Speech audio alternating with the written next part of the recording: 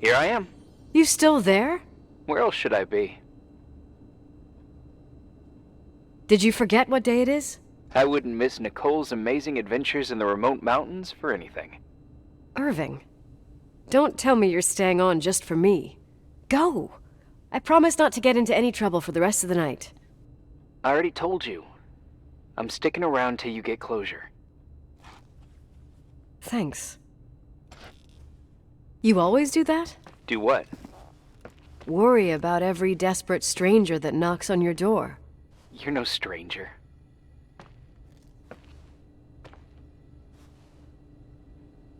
We've never met, Irving. I can't even picture your face. You've been a part of this place since you were born. You belong here. Well, I thought I left all this behind. Maybe I still have a ways to go. To be free? You're making progress. 2 days ago, you would have skinned me alive if I'd called you a country bumpkin.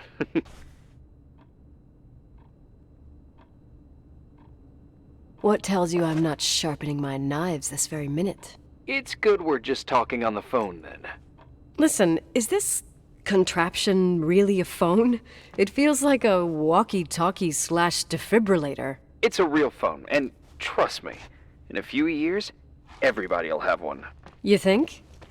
It's easier for me to believe in ghosts than to imagine people being hounded by a phone when they're out and about. I'm grateful for it. I wouldn't have met you without it. Irving, are you hitting on me by any chance? No. What are you... I mean, it's just... Relax. I was kidding. I can never tell when you're kidding. Yeah, it's one of my fascinating virtues. Same. Oh, hold on a sec. Don't go anywhere, okay? Huh? Oh, okay. You have a good night too, Miss Flattery. Merry Christmas. Good night, hon. Here I am. To be honest, I never thought I'd spend Christmas like this. Sorry, I was going off on another flashback about the life of Nicole Wilson. Christmas Eve is the right time to reminisce. Yeah. Yeah, I get it too. Yeah. That's what there was, in the end. There was like a strange kind of warmth. Then it all ended. Christmas of '80. Me and my mom were at my aunt's house in Billings, and Leonard was here on his own. While I was pretending that I liked my aunt's sweater, he and she were... Nicole. They... Hey.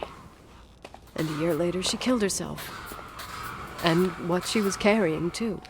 Don't be like that. There you have it. These are my memories, and,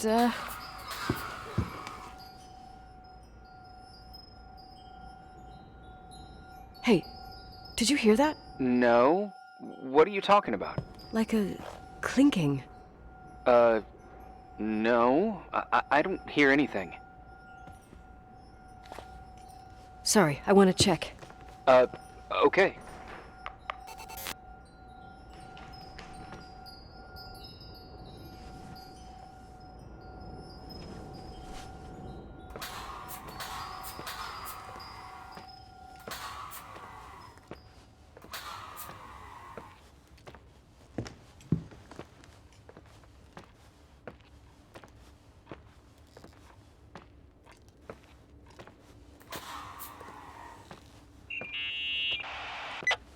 Yeah.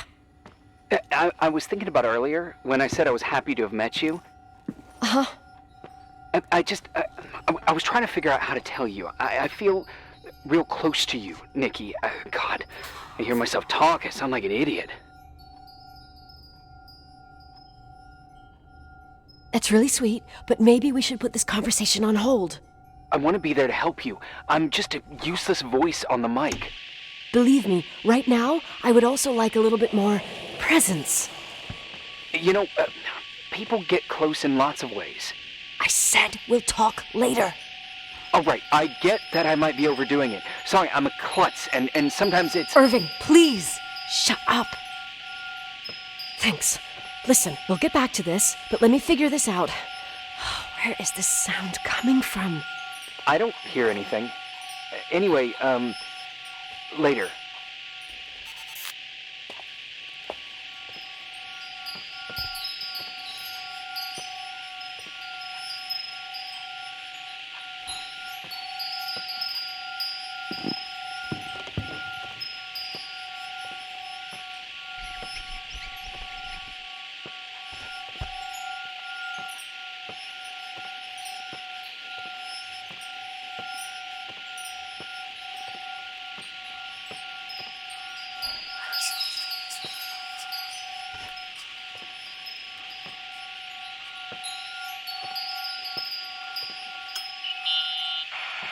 Irving, you hear me?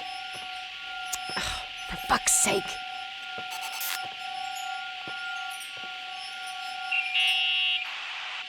Hey, sorry I didn't answer. I was, busy. Oh, no problem. It's fine. What'd you want to tell me? It's this microphone. Sometimes it captures sounds, What sounds? whispers. It could be a draft in the crawl spaces. Hotel's full of them. Yeah, sure. Sorry. I didn't mean to worry you. Heads up, and if you sense trouble, just let me know.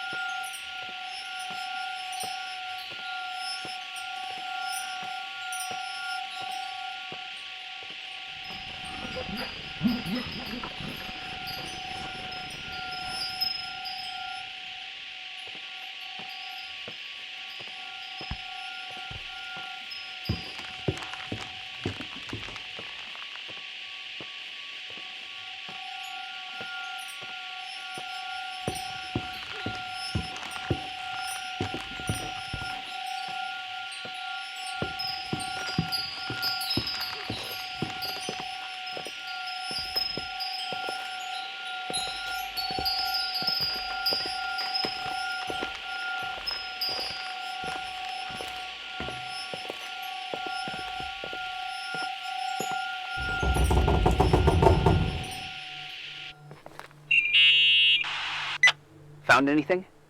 I can't hear that sound anymore. It's easy to freak out when you're on your own up there. Maybe you're right. Who knows, but it seemed so similar to how I remember it. Hey, don't think about it anymore. If it comes back, we'll try and figure it out. You know, for a second it was nice to imagine that the past could come back like that. We always had a party on December 23rd. Maybe you heard about it? It's pretty well known in the county. Sounds amazing. You should have seen the ballroom back then. I can almost picture it. The last time Rachel's family was there, Reverend Foster wasn't as sullen as usual. And your parents? My mother had eyes only for Leonard. And I saw he wouldn't stop staring at that girl. Rachel. She talked and moved with the grace and confidence of an adult. She wore a dress with a bow on her back. She was so beautiful. Perfect. Fuck. It was the beginning of the end and we were breaking out the champagne. Nikki, Sorry, I'm becoming a freaking nostalgic up here. Well, I can't hear that sound anymore. It's gone. I'm gonna look around again and then I'm going to bed. Be careful.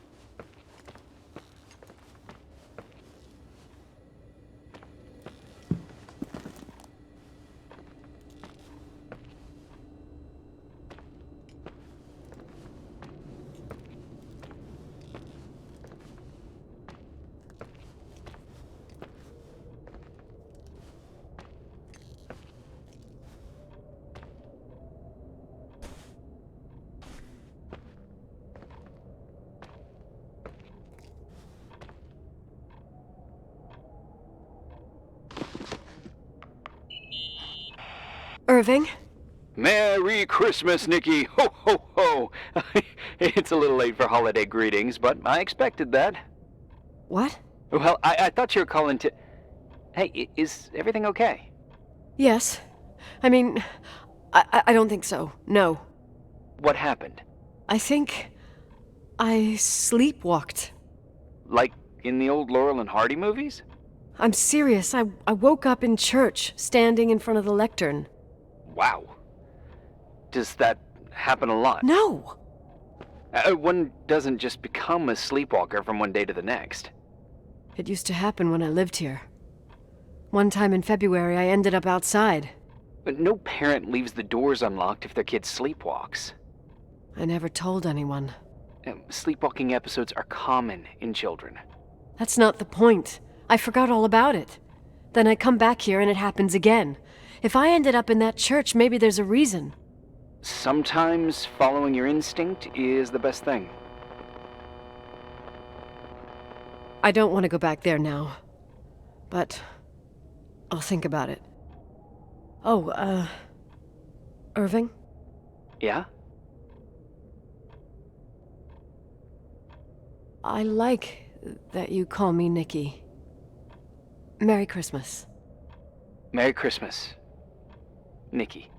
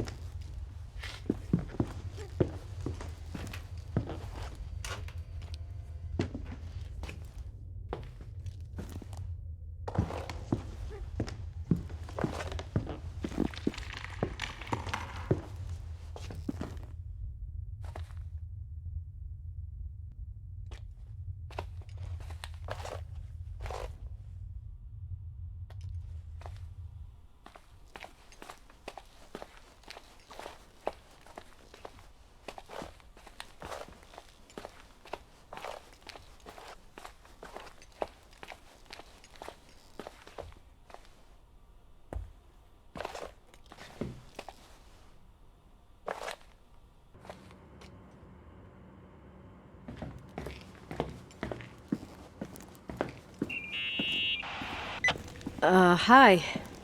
I was thinking, there really could be a repressed reason as to why you ended up there.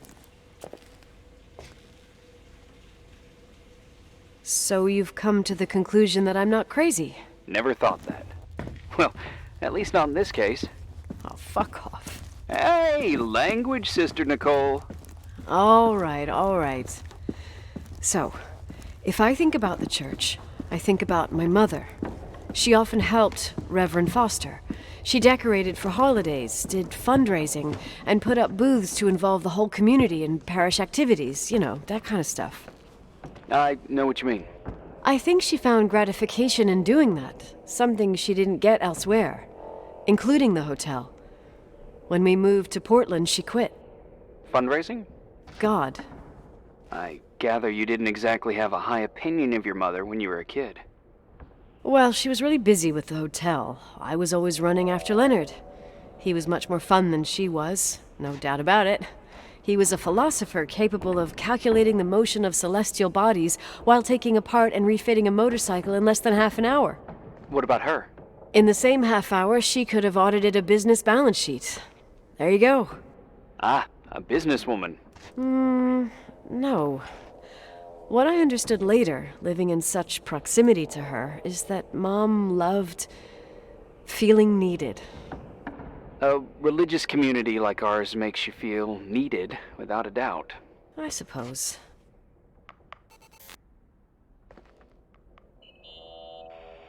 Nikki? When there was a party, my mother always got out the usual streamers and decorations and stuff.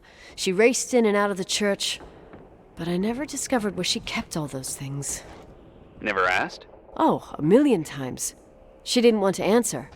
She said they were in a safe place. A real mystery. What kind of decorations could they have possibly been? Nothing explosive. It's just that I had the bad habit of sneaking all over the place and forgetting what time it was. There was that huge lady, the assistant cook, Mrs. Bryce. She used to get so mad. A judicious girl. They promised to reveal the secret storeroom when I got older, but I must have forgotten. The mystery of the secret storeroom. Ooh, sounds good. The riddle! What are you talking about? Leonard was never good at keeping secrets, but he taught me a riddle to get there. Can you remember it? Incredible. Yes. Oh, something like, down the stairs, watch your step, don't fall apart or it's your end, round a corner, turn around, there's your way in front of you. All that's closed can be open too if you see beyond its looks. But how can I remember it? How it's... I... Wow. A total mystery. Want to play? Yes, I need to think about it. I have no idea what it means. I'll call you if anything comes to mind.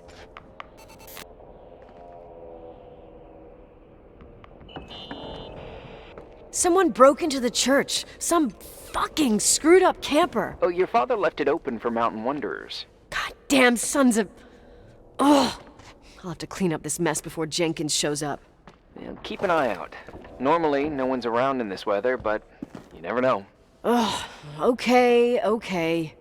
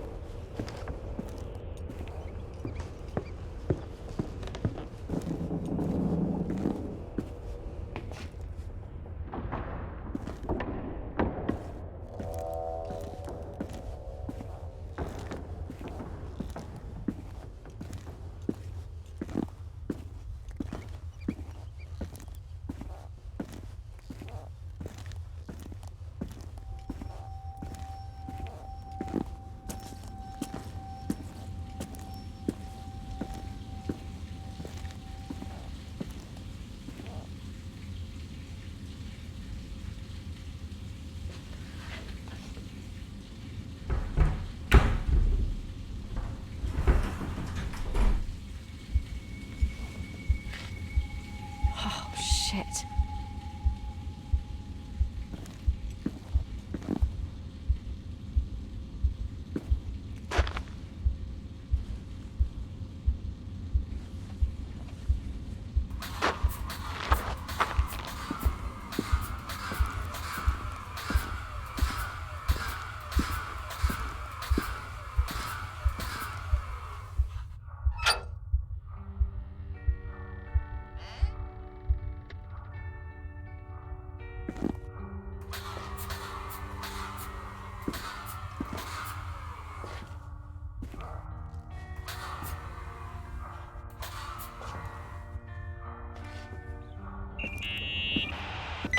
Oh, shit. So, found the mystery decorations? No. No decorations. Is everything okay? I found something. What? It's like someone built some kind of bedroom. Irving, you there? Of course, yeah. What bedroom? Tell me what you see. Okay. There's some windows. Drawn on the walls. Books. Sheet music. A pink bed. It's like a kid's room. No way. This place doesn't make sense. No one would live down here. Nikki, I think you should get out of there now. Wait. There's got to be an explanation. Okay, that's it. Now I'm calling the head office in Billings. I'm telling them it's a code red emergency, so they'll have to... Jesus Christ, Irving. What? This is all Rachel's stuff. Understand?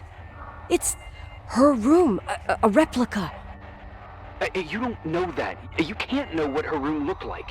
Everything here reminds me of her. Let me look around. I'm sure I'll find an explanation.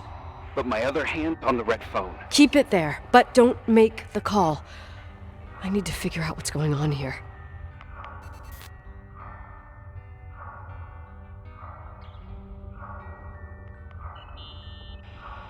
Hey, can I make that call now?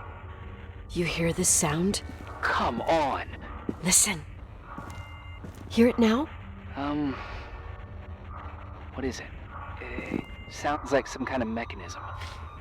I'm in front of an air vent that could be connected to the top floor. Leonard had a grandfather clock up in the attic.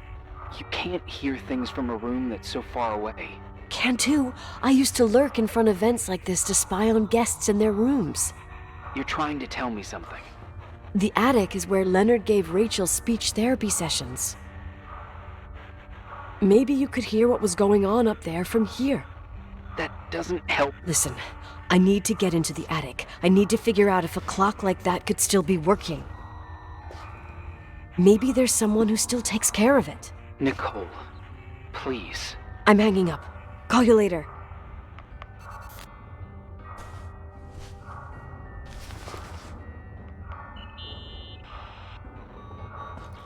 Hey, can you hear me? Yes. We have to call someone. You have to get out of there right now. No, I found a key. It's from my old music box, the one in Leonard's room. I'm having a hard time following.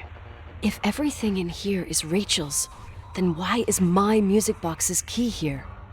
I don't know and I don't want to know. Tell you what I think? Someone could have been in your room. It doesn't matter. How can you be so calm? If someone was in there, he's not here now.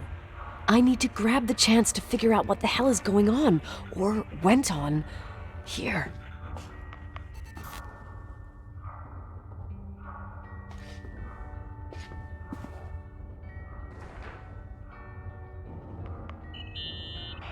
Yes.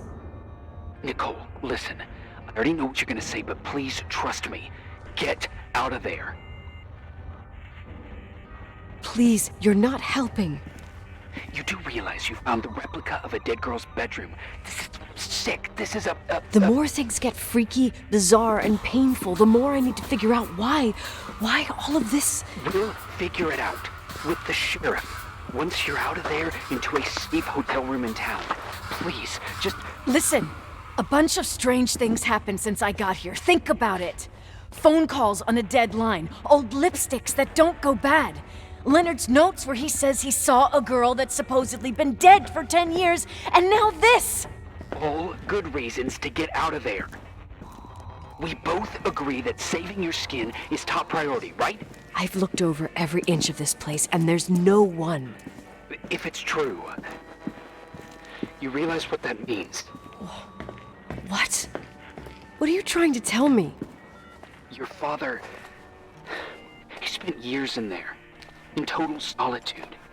With the weight of his family and Rachel on his conscience, he wasn't the kind of guy to just let the past slide with a shrug. You know that too. I can't believe you said something like that. Think about it. That room could be an act of love. Distorted, even morbid, but in his eyes... How dare you? My father might have had a lot of weaknesses, but surely what you're saying... Leave out that he cheated on my mom. Leave out that he fell in love with a 16-year-old, but fucking hell, don't you dare even think that! He would never have built a fucking underground shrine for a dead person. Your father had changed in the end. You didn't spend time with him, but I met him, and I'm telling you. No! I don't give a shit about what you have to say. I just want you to know that... If you don't want to help discover the truth, don't call me.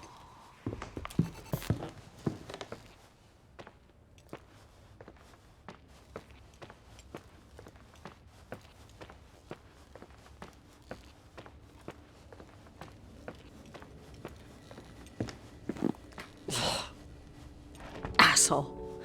How dare you? You don't know shit. You don't know fuck. Finally, a bit of peace and quiet. It'll help me clear my head without those incessant phone calls. I'm not a fucking switchboard, for fuck's sake. Okay, let me piece things together. I just found out there's a room dedicated to Rachel Foster in my father's hotel. Maybe with items from her real room. Holy Jesus, that's freaky. Some people think she didn't commit suicide, and some even think she's still alive. I have to think it through. What concrete clues did I find?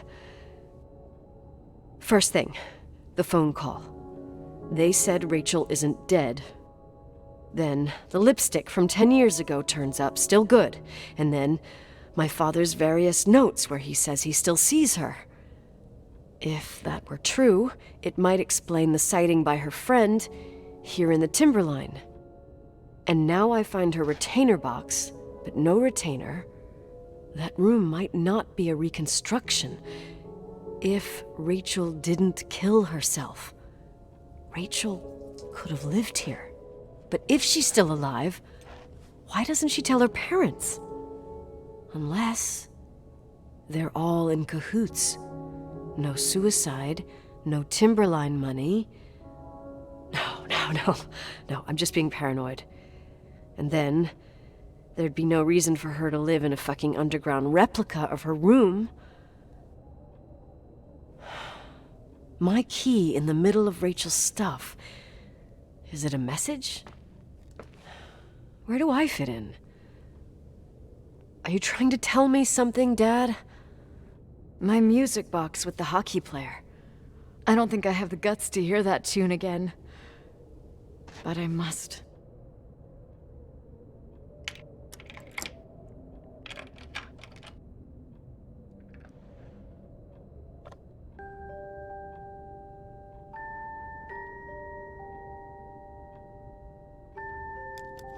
The 27th of December, 1983. The hockey finals at Missoula. Us against Cold Springs High. We won by sudden death after a 3-hour game, and I got the medal for the most number of face-offs won. According to the papers, that was the night Rachel killed herself. Coming home, Mom barely had the time to pull into the garage that I was already racing up to you, waving the medal in your face, Daddy. I was so happy. But you had other things on your mind, right? And you and Mom started fighting. Voices getting louder. That long silence when she comes down the stairs with the suitcases and Mrs. Bryce tries to stop her. Mom's car stays here, and we leave with my Uncle John's. I never found out what started that fight. Mom never wanted to talk about it.